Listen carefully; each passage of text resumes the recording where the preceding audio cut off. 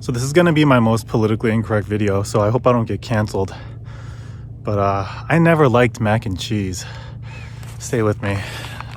All my white friends, they love mac and cheese, man, but it's just like soggy pasta like soaked in cheese.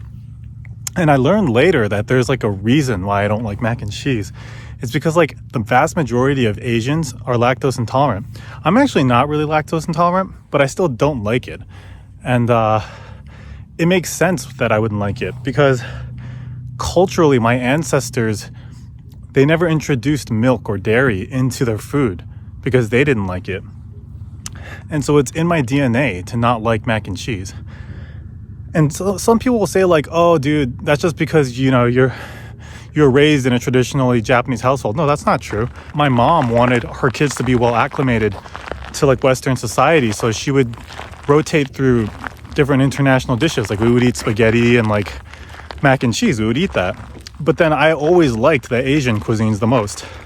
Like I always liked mapo tofu, ramen, sushi.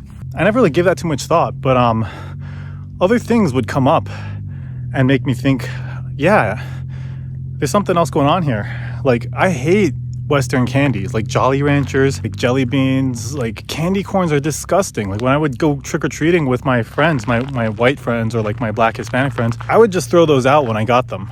Like candy corn, like they're so gross.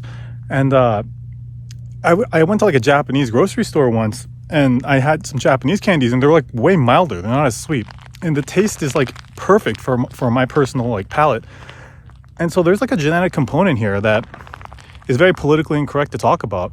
But people definitely have their their preferences. It's not nurture, it's nature. It isn't just food. It's with almost everything. This is like maybe TMI, but when I first discovered porn, like I had like certain sexual preferences, and I was surprised. Like a lot of like the Western porn wouldn't meet my needs, man. And I found Japanese porn, and I was like, yeah, this is what's up. And it's not like, you know, people might say, oh, you know, you must have had some like Japanese like cousin or something that introduced you to that. No, not at all. Like it's like a journey of self-discovery, you know, and it comes from you. It's in your DNA. And I have certain things that I'm into, and what a coincidence. Like a lot of like Japanese is into that kind of stuff. You know, is that a coincidence? What else? Like I love taking baths, you know? Like I don't know why Westerners just take showers. Like baths are so nice. They feel so good. Culturally, you know, I'd go sleep over like my white friend's house and like they'll just take a shower, but no one wants to take a bath. And again, like this one's fuzzy because I did take baths here and there growing up in a Japanese household, but still, I'm convinced that component is genetic too, because if you go to Japan, like even the monkeys love to bathe, and it's a cultural part of being Japanese. Like they'll go to the onsen after work. Like, yeah, you guys want to like go bathe after work? I think there's something about Japan being a humid place that led to like people like wanting to bathe because it's like sukkiru suru, you know? It's like it feels great. And maybe like me having dry skin is part of that too, you know? Like Japan's a humid place, so like I think when you naturally have dry skin, it kind of evens out. And that's not necessarily true when you live in kind of dry climates. Like I lived in Colorado, in Boulder for the last year of my career. Boulder, like it's pretty dry, you know? People like always be like, oh, don't forget your chapstick. And like it was hard on my skin because like I naturally have kind of dry skin. So, you know, these are all like little details, right? But they all add up. My friend Tomo once told me when we were just like chatting, he was like, bro, the Japanese hold deep grudges. And I was like, yeah, that's so true. Like, my buddy Tomo is Japanese American too. And like, I was like, oh, I thought that was just me.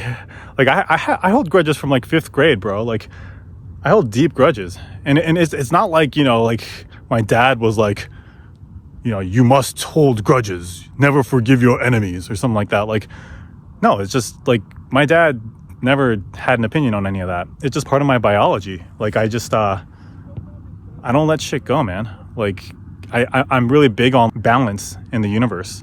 Like you can't just get away with doing me wrong and think like that's not going to come around. Look at old stories about Japan, like the 47 Ronin story. Like these guys, like their master or whatever got like killed, so they held a grudge for like, I don't know, I forgot what it was, like for like 20 years or something, until the guy who killed their master finally like felt like, oh, okay, those guys must be over it. They like pretended to be homeless and stuff, like just to like really like mislead what their intentions were.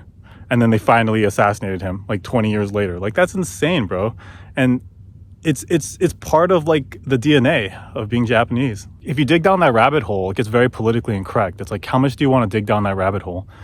Like, you know, there's like a stereotype that like Asians are good at taking tests. It's one of the justifications for like affirmative action. They'll be like, well, they're just a bunch of grade grubbers. They just like master how to take the exam, and then they don't actually learn anything. And, you know, it's like, you kind of wonder, could that be derived from the fact that the Chinese like imperial exams, you know, like this is from like at least the Tang Dynasty. The Chinese, it's like 600 AD. They had to take exams to get, you know, rise in the aristocracy of that world. And, you know, the closer you get to like the emperor, you obviously you make more money and you have more privilege and you can have more kids. So those are the kind of things that, you know, if you dig down those rabbit holes, it's like it's like forbidden knowledge. Like, how much do you want to know this stuff? And even like stereotypes about like Asians being good at math, it's like, you know, it's weird. It's like a loophole in like Western political correctness, because it's like our like cultural overlords didn't realize that, you know, I guess that's a good thing to like say something polite about a racial group, but then they like illogically they didn't realize that making a statement like that is relative. So if you just say, oh, this group is good at math, by default, everyone outside of that group is bad at math. So it's just like, oh, you're gonna say that's okay to make that statement because Asians are 5% of the population. But what if you go to, you know, China or some other place where Asians are like 95% of the population, and then if you believe in that statement, then you're saying the other 5% are bad at math? That's like very politically incorrect. Are you okay with that? So yeah, it's really funny how these like arbitrary like cultural rules around political correctness, like they're not even well thought out. Like, who's coming up with this stuff? Like, think the rules through a little more carefully. But anyways, yeah, I mean, if you kind of go down this rabbit hole in other areas, like you go into like health stuff, like Asians, like, you know, we're lactose intolerant. I think like the Japanese have a higher predisposition to get like stomach cancer and like stomach illnesses. And sometimes it's linked to like them eating like salty foods and stuff. But, you know, like African Americans will get sickle cell anemia, and like Ashkenazi Jews, they have their own diseases like cystic fibrosis and other ones. It's well known that, you know, certain groups from certain different backgrounds have genetic predispositions for certain illnesses. And, so, you know, I talk about like things in your own head, like, okay, I have a predisposition to hold deep grudges. And so you kind of wonder, like, okay, all of these personality traits, they're not unique to me. It's literally part of my genetics. And, you know, it kind of makes me wonder whether like my DNA, like I would do better there, because I evolved around those conditions and my genes optimized around those conditions. So it's like, maybe I belong there. Like, not saying like, oh, those people are like, go back to your country, like whatever, go back to where your motherland is. Like, bro, maybe that's good advice. Like, you know, it might be better for my skin, like being in like a humid environment. I naturally have dry skin. Like, the culture might suit me better, you know. I'm kind of a polite person, you know, and that's not because like, you know, some Japanese people are, oh, you have to bow. Oh, like I never had that influence really. I just feel like it's the right thing to do, to be polite to people. And I like taking baths, and I hold deep grudges, and there's gonna be all sorts of weird like kinky like sex clubs that I can partake in probably. And all those things kind of fit me. So it kind of raises the question, like, should I see what it's like to be in the land where my genetics evolved for 2,000 years and resulting in me? Or, you know, because I might just be like a fish out of water in the West, you know? Maybe it's not natural for me. So yeah, the next chapter of my channel, like, I did all these little national park road trips, but I'm gonna start going international soon. So I'm gonna do a month in Vail or surrounding areas to ski because I got the Epic Pass and I want to use it. But after that, I'm gonna go to other countries, and I put emphasis on Japan for 3 months. That's like the full tourist visa limit, because I wanted to kind of like dig into my roots there and see like whether there's stuff about Japan that really like fits my DNA, and like, you know, what can I learn about myself by being there, you know?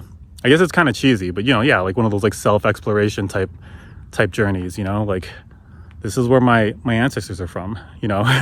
And I want to know whether there's other weird stuff that they're into where I'm like, oh yeah, that's like, I vibe with that, you know, like, and that I'm hoping to kind of like unlock that when I go there for those 3 months.